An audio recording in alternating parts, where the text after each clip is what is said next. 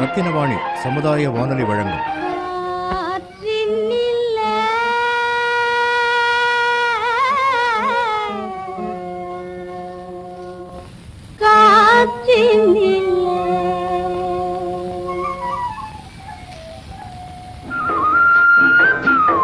காற்றில் மிதந்து வரும் கணிதம். காற்றில் மிதந்து வரும் கணிதம் இந்திய அரசு அறிவியல் மற்றும் தொழில்நுட்பத்துறையின் ஓர் அங்கமான தேசிய அறிவியல் மற்றும் தொழில்நுட்ப தொடர்பியல் குழுமத்தின் ஆக்கம் ஊக்கம் ஆதரவுடன் ரத்தினவாணி சமுதாய வானொலி தயாரித்து வழங்கும் காற்றில் மிதந்து வரும் கணிதம் புதிய தொடர். அடித்தட்டு மக்களின் அன்றாட பயன்பாட்டுக்கு தேவையான அடிப்படை கணிதம் கற்றுத்தரும் புதிய தொடர் காற்றில் மிதந்து வரும் கணிதம். பகுதி 7. அம்மணி குடும்பம் நாடகத்தில் நடிப்பவர்கள் நந்தா நாகராஜன், ஷப்னம், வளனரசு, அசோக் அப்ரஹாம், பினி, ரக்ஷல்லா, ராகேஷ் ரவீந்திரன். கணித ஆய்வும் நிபுணர் விளக்கமும் பேராசிரியை என் சங்கீதா. தயாரிப்பில் உதவி நந்தினி எஸ் மேனன். ஒளிப்பதிவு ஒளி தொகுப்பு இணை தயாரிப்பு பாலாஜி விஸ்வநாத். எழுத்து இயக்கம் தயாரிப்பு MS பெருமாள். அம்மணி குடும்பம் நாடகம்.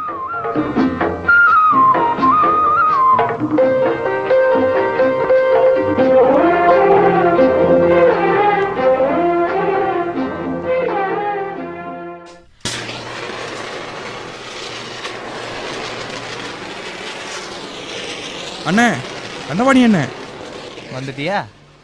என்ன வச்சிருக்க அண்ணனுக்கு? நீயும் வேலை பார்க்க மாட்டே, என்னையும் வேலை பார்க்க விட மாட்டியா? எனக்கு ஒரு சந்தேகண்ணே. எனக்கும் ஒரு சந்தேகம் ரகுபதி. கேளுங்கண்ணே. நீ எல்லாம் ஏன் வேலைக்கு வர? அதே தானே, நாமெல்லாம் வேலைக்கு வரோம், 8 மணி நேரம் கஷ்டப்பட்டு வேலை பார்க்குறோம். முதலாளி மட்டும் எந்த வேலையும் பார்க்காம கட்டுக்கட்டா ரூபா நோட்டை வாங்கி வாங்கி பீரோவில் வச்சு போட்டுறாரு. அது ஏண்ணே? ஆடா பாவி, அவர் பணம் போட்டு ஒர்க் ஷாப் நடத்துறாரு, ஆர்டர் பிடிக்கிறாரு, அதுல வர பணத்தை பீரோவில் வச்சு போட்டுறாரு. அதுல உனக்கு என்ன? அதான் ஏன்னு கேட்குறேன். ரகுபதி, 7ஆம் தேதி ஆனா நமக்கெல்லாம் சம்பளம் போடணும்ல, அதனாலதான் பத்திரமா பீரோவில் போட்டு வைக்கிறாரு. அது எதுக்குண்ணே? பணம் வர வர நமக்கு அப்பப்போ பிரித்து கொடுத்துட்டா பத்திரப்படுத்துகிற வேலை மிச்சமாயிரும்ல. பீரோவை பூட்டணும், ரூமை பூட்டணும், கேட்டை பூட்டணும். அடே, அன்னாடம் பணத்தை கொடுத்தா அதுக்கு பேர் கூலி, மாசம் மாசம் மொத்தமாக கொடுத்தா அதுக்கு பேர் சம்பளம். நாமெல்லாம் கூலிக்காரங்க இல்லை ரகுபதி, மாச சம்பளக்காரங்கடா. அப்படியாண்ணே? உனக்கு மட்டும் எப்படின்னு அதெல்லாம் தெரியுது? அன்னைக்கு வந்தாங்களே ஒரு மேடம். ஆமாம், பெட்டிஷன் பிரேமலதா. அவங்க தங்கச்சிக்காக தானே உங்களை மாப்பிள்ளை பார்க்க வந்தாங்க. அவங்க சொல்லிதான் எனக்கே புரிஞ்சுது, நாம மாச சம்பளக்காரங்க. இப்போ கெத்தா இருக்கா? வேலையை பாரு. அண்ணே, எனக்கு ஒரு சந்தேகம். ஆரம்பிச்சிட்டியா? மறுபடியும் அவங்க எப்போ வருவாங்களோ இதுதானே உன் சந்தேகம்? இல்லைண்ணே, பெட்டிஷன் பிரேமலதாவுக்கு ஒரு தங்கச்சியா 2 தங்கச்சியா? ஏன் இன்னொரு தங்கச்சி இருந்தா? பெரிய தங்கச்சி உங்களுக்கு, சின்ன தங்கச்சிக்காக என்னையும் மாப்பிள்ளை பார்க்க இன்னொரு தடவை வருவாங்கல்ல. மாப்பிள்ளை பார்த்து அவங்க தங்கச்சிக்கு கட்டி வைக்க. கட்டி வச்சு? தண்டவாணி, என் மாப்பிளே, அவனை என்கிட்ட விடு. நீ வேலையை முடிச்சுட்டு வீட்டுக்கு கிளம்பு. தம்பி, இங்க வா. போங்கண்ணே, தண்டவாணியான மட்டும் மாப்பிள்ளை மாப்பிள்ளைன்னு கூப்பிடுறீங்க, என்னை மட்டும் தம்பி தம்பிங்கிறீங்க. இதுல உனக்கு என்ன வருத்தம்? என்னை சின்ன மாப்பிள்ளைன்னு கூப்பிட்டா அடுத்த வருஷமாச்சும் எனக்கு கல்யாணம் நடக்கும்ல. ஓஹோ, ரகுபதிக்கு கல்யாணம் ஆகுதுக்கு நான் தான் காரணமா? சரி சந்தானம், பாவம் ரகுபதி வெகுளி, அவன் திருப்திக்காக சின்ன மாப்பிள்ளைன்னு கூப்பிட்டு போயேன். சீக்கிரம் கல்யாணம் ஆகட்டும். இவன் பாட்டுக்கு கல்யாணம் பண்ணிக்குவான். அப்புறம் அந்நாட இவன் கேட்குற கேள்விக்கும் இவனுக்கு வர சந்தேகத்துக்கும் யார் பதில் சொல்லிட்டு இருக்குது? நமக்கு தான் மானம் போகும். போங்கண்ணே, எனக்கு கல்யாணமே ஆகக்கூடாதுன்னு நினைக்கிறீங்க, உங்களுக்கு பொறாம. அடிங்க. இரு, உனக்கு கல்யாணம் ஆனா சந்தானத்துக்கு ஏன் பொறாம வருது? இவர் ஒய்ஃபை விட என் ஒய்ஃப் எங்கே இருப்பாங்கல்ல, அந்த வயிற்றுச்சல் தான். இவனா வெகுளி பையன், என்ன விவரமா லாக் போடுறான் பாத்தியா? நான் அரைக்கிழவன், என் சம்சாரம் அரைக்கிழவி. அடே, இப்ப சொல்ற ரகுபதி, உனக்கு ஜென்மத்துக்கும் கல்யாணம் நடக்காது. பாத்தியாண்ணே? கல்யாணம் நடக்காதுங்கிறான் சந்தானம். நடக்காத கல்யாணத்தை எப்படி ரகு நான் பார்க்க முடியும்? நடக்கும், நடத்தி காட்டுறேன். சேலஞ்சு. சேலஞ்சா?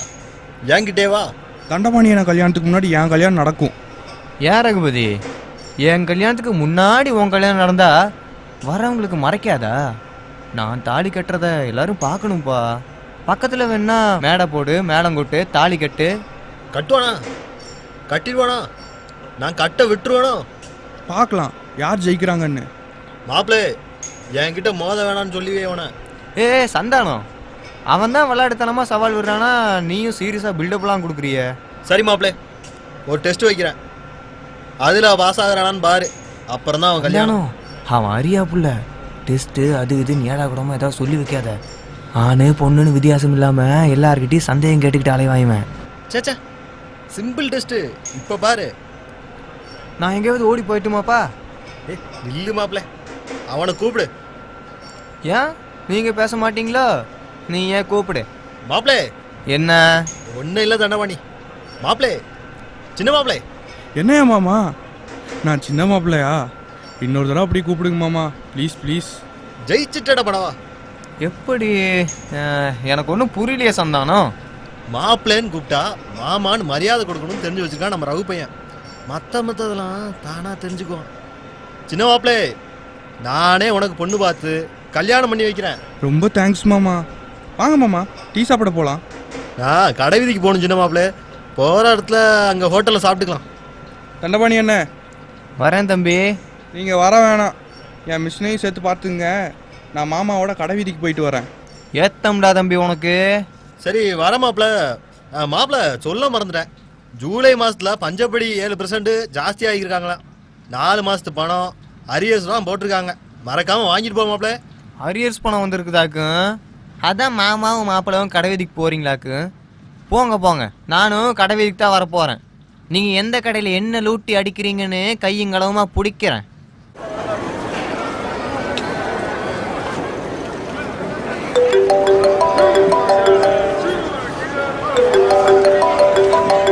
ஹலோ, கஸ்தூரிபா கருணையில தானே? ஸ்வேதாவா? தலைவி இருக்காங்களா? கூப்பிடு, நான் வெயிட் பண்ணுறேன். மளிகை கடை வாசலில் தான் நிற்கிறேன். வாங்க மேடம். சின்ராசு, மேடத்துக்கு சேர் எடுத்து போடு. கூல்ட்ரிங்க் சாப்பிட்றீங்களா மேடம்? இருங்க சார். ஹலோ அம்மா, நான் பிரேம்லா தான் பேசுகிறேன்.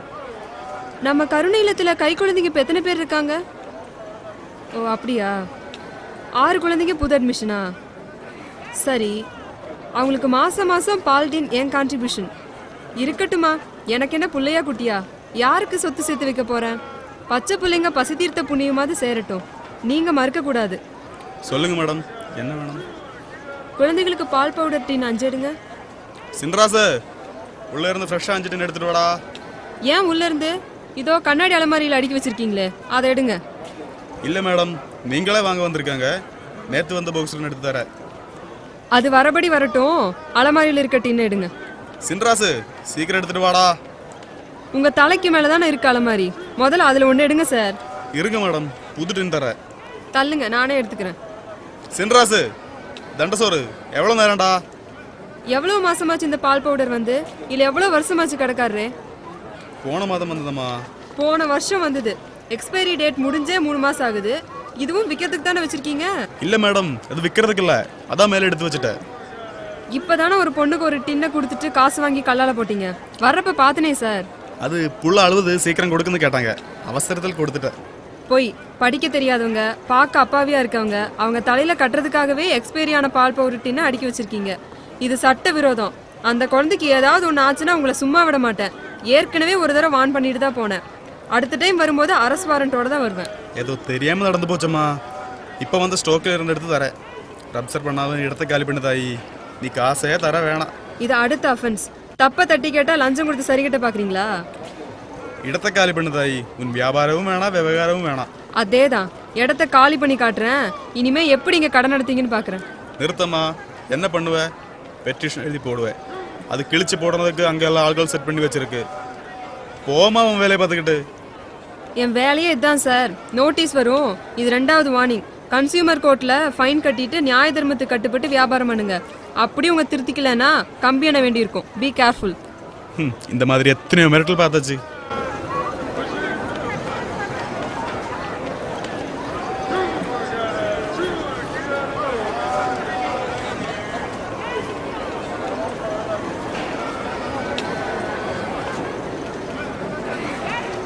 இதெல்லாம் இப்பவே பழகிக்கோச்சு மாப்ள. நாளைக்கே கல்யாணம் ஆகுதுன்னு வச்சுக்கோ, பவுடர் டின் எங்கே கிடைக்கும், ஃபாரின் சென்ட் எங்கே கிடைக்கும்னு தெரிஞ்சு வச்சுக்கணும். அப்புறம் மசக்கைக்கு மாங்காய் எங்கே கிடைக்கும், இஞ்சி மரப்பா எங்கே கிடைக்கும்னு தெரியணும். உள்ளே பிறந்ததும் டயப்பரு, பால் பவுடரு, ரப்பர் ஷீட்டுன்னு எல்லாம் வாங்க தெரியணும். ஏமாம்மா, எனக்கு ஒரு சந்தேகம். எல்லாம் நாம தான் அலைஞ்சு திரிஞ்சு வாங்கணுமா?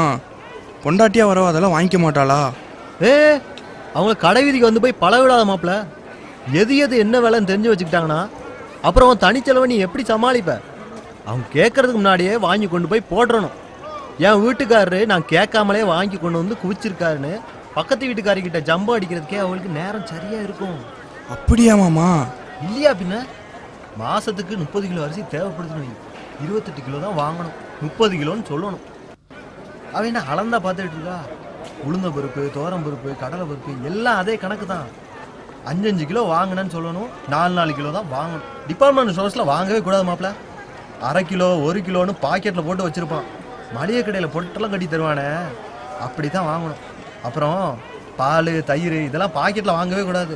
கறந்த பால் உடம்புக்கு நல்லதுன்னு சொல்லிட்டு மாட்டுக்கொட்டையில் போய் வாங்கிடணும். அவங்க வாங்க சொல்கிற அளவை விட குறைச்சு வாங்கணும். ஆனால் அவங்க சொன்ன அளவுக்கே வாங்கினதா சாதிச்சிடணும். ஒரு விஷயம் மாப்பிள்ளை, புடவை நகை வாங்கும் போது மட்டும் அவங்கள கூட்டிகிட்டு போய் வாங்கி கொடுத்துடணும். அவங்களுக்கும் திருப்தி. அதில் அளவை குறைச்சி வாங்க முடியாது பாரு. உங்ககிட்ட ரொம்பவே கற்றுக்கணுமாமா. ஆமாம் மாப்பிள்ள, ஆம்பளைக்குன்னா காபி, டீ, சிகரெட்டு, வாட்டர்னு சில்லற செலவு இருக்குல்ல, அது எப்படி சமாளிக்கிறது? நீயும் சமாளிக்கணும்ல. நாளைக்கே உனக்கு கல்யாணம் ஆகுதுன்னு வை. நாளைக்கே கல்யாணம் வாய்க்கு வாய் சொல்கிறீங்களே தவிர அதுக்கான ஏற்பாடு ஒன்றும் தொடங்கலையே மாமா. ஏற்பாடு தானே மாப்பிள்ளை? அங்கே பாரு, கடவாசல பாரு. ஆமாம், 2 பக்கமும் போர்டு எழுதி நிறுத்தி வச்சிருக்காங்க. உனக்கெல்லாம் எதுக்குடா கல்யாணம்? என்ன மாமா? உனக்கா பொண்ணை விற்று மூத்த மக கையில் ஒப்படைச்சிட்டு கண்ணை மூடி இருக்கா ஒரு மகராசி. அந்த மூத்த மக பெட்டிஷன் பிரேமலதா கடவாசல்லே உனக்கா காத்துட்டு நிற்கிறா. அவள் கடைசி தங்கச்சியை உனக்கு கட்டி வைப்பேன்னு. ஆமாம் மாமா, அவங்களே தான். ஏமாம்மா, எனக்கு ஒரு சந்தேகம். பொண்டாட்டியோட அக்காவை நான் எப்படி கூப்பிடணும்? அண்ணி இன்னும் கூப்பிடலாம். இப்போ அவசரப்படாத, மேடம்னு கூப்பிட்டு வை. அடரே தங்கச்சி, ஏது கடை வீதி பக்கம்? சார் நீங்கள் அதுக்குள்ள மறந்துட்டியா? அன்னைக்கு ஒர்க் ஷாப்புக்கு வந்தியம்மா, தண்டபாணியை பற்றி என்கிட்ட தானே விசாரிச்ச? அட ஆமாம்ல, நல்லா இருக்கீங்களா அண்ணா? உங்கள் ஃப்ரெண்டு மிஸ்டர் தண்டபாணி எப்படி இருக்காரு? மாமா, அப்படியே என்னை பற்றியும். தம்பி யாரு, உங்கள் மருமகனா? மருமக மாதிரி தான். எந்த மகராசி வீட்டுக்கு மருமகனா மாப்பிள்ளை கோலத்தில் போய் நிற்கிற பிராப்தம் இருக்கோ. கால நேரம் கூடி வந்தால் எல்லாம் தானாக நடக்கும். தம்பியும் எங்கேயோ பார்த்த மாதிரி இருக்கே. அன்னைக்கு ஒர்க் ஷாப்பில் காபி வடை நான் தானே வாங்கி கொடுத்தேன். நீங்கள் கூட ஒரே எண்ணெய் வாடை திங்க மாட்டேன்னுட்டீங்க, எங்களையும் திங்கக்கூடாதுன்னுட்டீங்களே. ஆமாம் ஆமாம், அன்னையிலிருந்து நான் எந்த கடையிலையும் வடை பஜ்ஜியில் சாப்பிட்றதில்ல மேடம். உங்கள் வார்த்தைக்கு அவ்வளோ ரெஸ்பெக்ட். அளவுக்கு மீறி மரியாதை வச்சிருக்கீங்க இல்லையா தம்பி? தம்பின்னு கூப்பிட வேணான்னு சொல்லுங்க மாமா. ஏன் மாப்பிள்ள? இவங்களுக்கு நான் தம்பின்னா அப்புறம் இவங்க தங்கச்சி எப்படி கட்டுறது? ஓ, எனக்கு அந்த கவலையா? என்ன? அது ஒன்றும் இல்லை மேடம், நீங்கள் எங்கேயோ அவசரமாக போயிட்டு இருக்கீங்களா? ஆமாம், நான் புறப்படுறேன். அதனால என்ன, நாம தான் அடிக்கடி சந்திக்க போகிறோம்ல, வரேன்ன. வாமா மாப்பிளே, மேடம் புறப்படுறாங்களா மாப்பிளே? வரட்டுமா மாப்பிள்ள? மாப்பிள்ளையா? சரிங்க, ரொம்ப தேங்க்ஸ் மேடம்.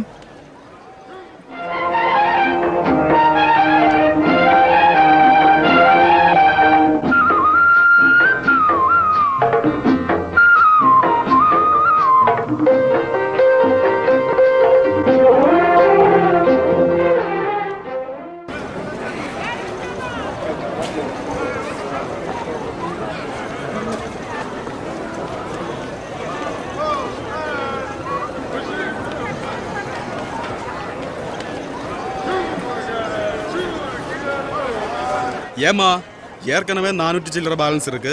இப்போ 700 ரூபாய்க்கு லிஸ்ட் கொடுத்துட்டு 500 ரூபா நீட்டினா எப்படி? உங்க கல்ல அள்ளி கொடுத்துட்டு நான் என்ன திருவிழாந்தரமா? வேற கடையை பாரு. போமா அண்ணே. வா தண்டபாணி, என்ன அதிசயம் நீ வந்திருக்க? அம்மாவுக்கு உடம்பு கிடம்பு சரியில்லையா? அதெல்லாம் இல்லைண்ணே, அம்மா என்னையே பார்த்து வாங்கிட்டு வர சொன்னாங்க. நானும் நாளும் பழகணுமாமா. நல்ல விஷயம் தானே. என்னென்ன வேணும் சொல்றியா தண்டபாணி? எழுதிக்கிறேன். லிஸ்ட்டு கொண்டாந்துருக்கண்ணே. லிஸ்ட் கொடு. அரிசி, சாப்பாட்டு அரிசியா? 20 கிலோவா? தண்டபாணி, அம்மா நம்ம கடையில் அரிசி வாங்குறது இல்லையே, ரேஷனில் தானே வாங்குறது. அரிசி, சர்க்கரை, பாமாயில் 3. அது ரேஷன் அரிசி எங்களுக்கு இருக்கட்டும். தம்பிக்கு கொஞ்சம் நல்ல அரிசியா இந்த பிரியாணி அரிசி இருக்குமேண்ணே. பாஸ்மதி ரைஸ் 2 கிலோ போடவா? அதுவே 200 ரூபாப்பா. 5 கிலோ போட்டுருங்கண்ணே. 5 கிலோவா? அப்போ தினம் நல்லா சாமி பண்டிகையா? அப்போ பிரியாணிக்கான மசாலா, லவங்கப்பட்டா, ஏலக்காய், கிராம்பு அதுக்கு ஏற்றாப்பிலே கட்டி வச்சிடுறேன். அப்புறம் இந்த பாதாம் பருப்பு, பனங்கள் கண்டு 1 மாதத்துக்கு ஆகுற மாதிரி அளவாக கொடுத்துருங்கண்ணே. அடா, தண்டமணிக்கு கல்யாணமா? சொல்லவே இல்லை. அட போங்கண்ணே, தம்பி ராத்திரியெல்லாம் கண் முழிச்சு படிக்கிறான்ல, படிக்கிற பிள்ளைக்கு பார்த்து பார்த்து உடம்பு தேத்த வேணாமா, அதானே. தெருவுக்கு இப்படி 2 தண்டமணி இருந்தால் போதும். பக்கத்தில் காலி மனையும் வளைச்சி போட்டு கடையாக பெருசு பண்ணலாம். உளுந்தம்பருப்பு, இட்லி அரிசி, நல்லெண்ணெய், கடலைப்பருப்பு, மிளகா, புளி. உங்கள் அம்மா மாதம் மாதம் எவ்வளோ வாங்குவாருன்னு நமக்கு தெரியும் தம்பி. அதெல்லாம் வழக்கம் போல் போட்டு கட்டி வச்சிடுற. ஒரு அரை மணி நேரத்தில் வா, பாக்ஸ் போட்டு கட்டி வச்சிடுற. காப்பி சாப்பிட்றே தண்டபாணி? பரவாயில்லண்ணே, என் கூட்டாளிங்க 2 பேர் பஜாருக்கு வந்திருக்காங்க. அவங்கள பார்த்து பேசிட்டு வந்து சாமான்கள்லாம் எடுத்துகிட்டு போகிறேண்ணே. லிஸ்ட்டு பத்திரண்ணே, மாறிட போகுது. அதெல்லாம் மாறாது. உங்கள் வீட்டு மல்லிகை சாமான் லிஸ்ட் இன்னைக்கு மனப்பாடம் தண்டபாணி. ரெடி கேஷ் பார்ட்டி ஆச்சு. ஏய் செந்தராசு. நிபுணர் விளக்கம் வழங்குபவர் பேராசிரியை என் சங்கீதா.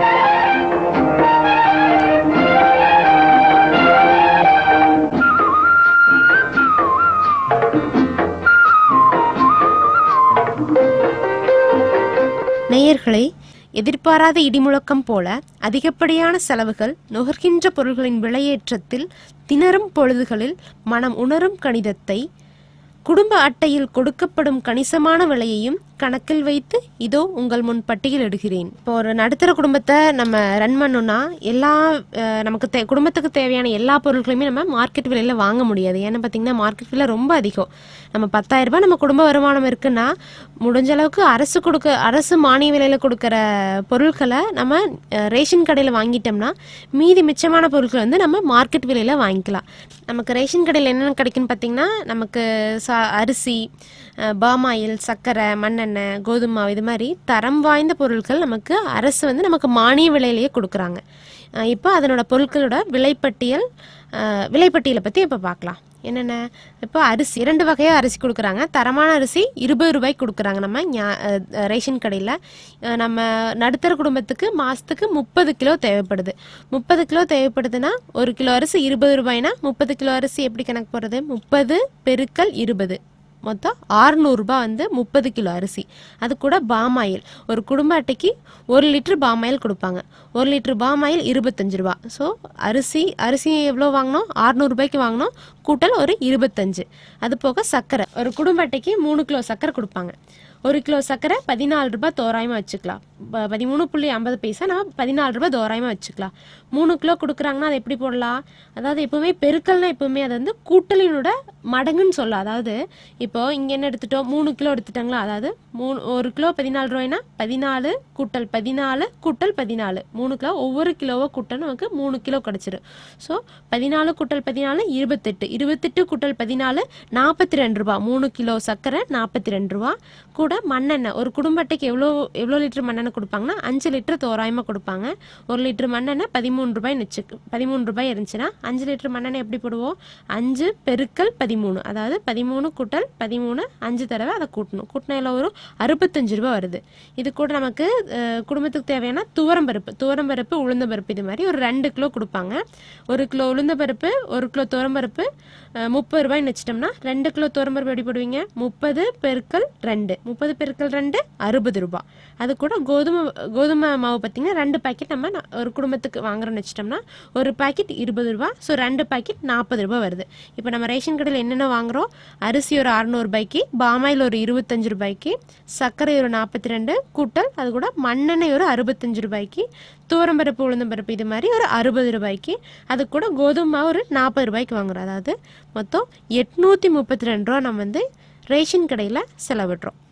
அது போக குடும்பத்துக்கு தேவையான புளி, கடுகு, உப்பு, அன்றாட சமையலுக்கு தேவையான பொருட்கள், இந்த சோப்பு, பேஸ்ட்டு, இது மாதிரி ஒரு 600 ரூபாய் அதுக்காக ஒதுக்குறோம். எவ்வளோ ரூபாய்? 600 ரூபாய்.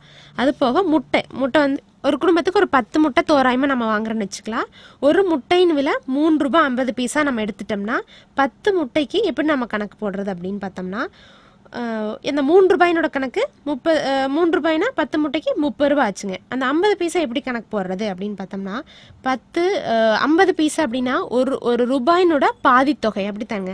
அப்படின்னா 10 முட்டையிலேருந்து பாதித்தொகை, 10லேருந்து ஒரு பாதித்தொகை 5 ரூபாய் அப்படின்னு வச்சுக்கலாங்களா.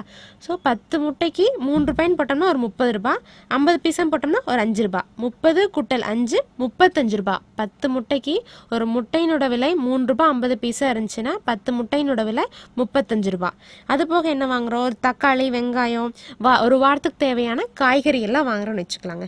ஒரு தக்காளியின் விலை தோராயமாக ஒரு 20 ரூபாய், வெங்காயத்தினோட ஒரு கிலோ விலை 40 ரூபாய்ன்னு வச்சுக்கலாம். தக்காளி 1 கிலோ வாங்கினோம்னா 20 ரூபாய், வெங்காயம் 2 கிலோ ஒரு வாரத்துக்கு தேவையானது வாங்குறோம், அது ஒரு 40 ரூபாய். அது கூட தேவையான காய்கறி ஒரு 73 ரூபாய்க்கு வாங்கன்னு வச்சுக்கலாம். ஒரு வாரத்துக்கு தேவையான காய்கறிகள் எவ்வளோங்க? ஒரு 73 ரூபா.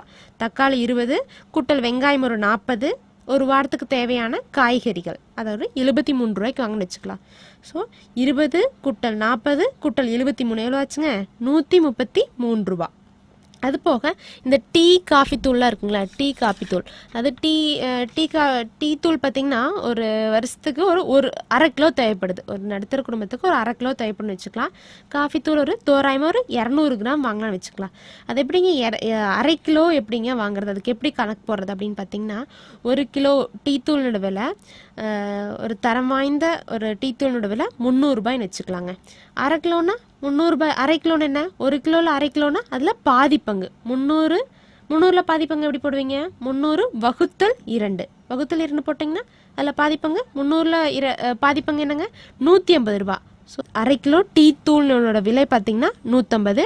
அது போக காஃபி தூள் 200 கிராம். அது என்னங்க கிராம் அப்படின்னு பார்த்தோம்னா, 1 கிலோ வந்து எதுக்கு சமம் பார்த்தீங்கன்னா 1000 கிராமுக்கு சமம். ஸோ நமக்கு எவ்வளோ காஃபி தூள் தேவைப்படுது? 200 கிராம் காஃபி தூள் தேவைப்படுது. 1 கிலோனோட விலை 500 ரூபாய் இருந்துச்சுன்னா 200 கிராமோட விலை எப்படி போடுவீங்க? 500 வகுத்தல் 5. அதாவது 200 அப்படிங்கிறது 1000ல் எத்தனை பங்கு இருக்குங்க? 200 கூட்டல் 200 5 தடவை நம்ம 200 கூட்டினீங்கன்னா தான் உங்களுக்கு 1000 கிடைக்கும். அதாவது 200ங்கிறது வந்து 5 பங்காக இருக்குது 1000 கிராமில். அதனால நம்ம என்ன பண்ணுறோம்? 1000 கிராமோட விலை 500. ஸோ நமக்கு எவ்வளோ வேணும்? 200 கிராம் வேணும். அதனால 500 வகுத்தல் 5 போட்டிங்கன்னா 200 கிராமோட விலை உங்களுக்கு 100 ரூபாய்ன்னு கிடைக்கும். ஸோ நம்ம டீ தூள் எவ்வளோக்கு வாங்கினோம்? 150 ரூபாய்க்கு வாங்கினோம். காஃபி தூள் 200 கிராம் 100 ரூபாய்க்கு வாங்கினோம். மொத்தம் 150 கூட்டல் 100 எவ்வளோங்க? 250 ரூபா வாங்குகிறோம். அது போக நம்ம கேஸ் வாங்குவோங்க. கேஸ் எல்லா வீட்லேயும் அடிப்படை தேவையாயிருச்சுப்போம். கேஸ் வந்து ஒரு புக் பண்ணி வச்சிட்டோம்னா தோராயமாக ஒரு 450 ரூபா. கேஸோட விலை ஒரு 450 ரூபா வச்சுப்போம்.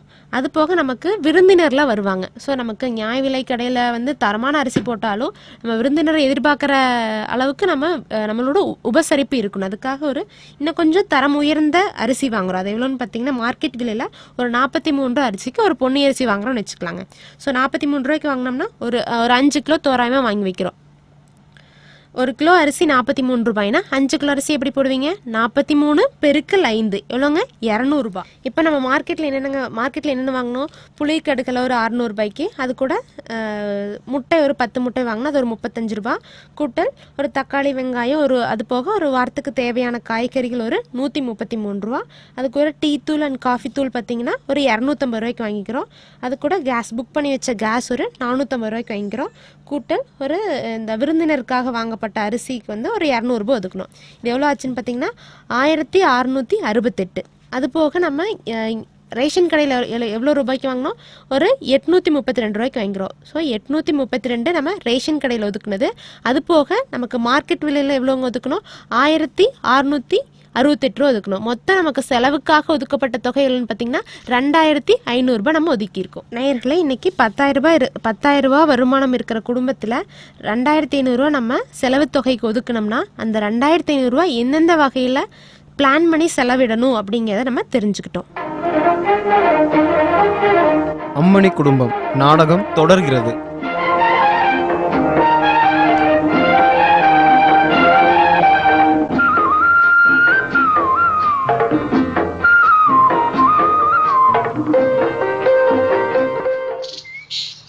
அம்மா அம்மம்மா தம்பி காலேஜ்ல இருந்து வந்துட்டானாம்மா?